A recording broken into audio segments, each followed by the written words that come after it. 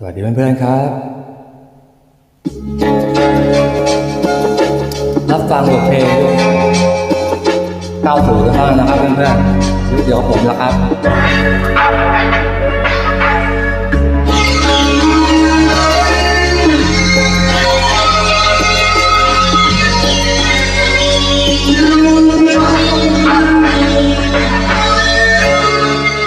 ฉันไปชั่วคราว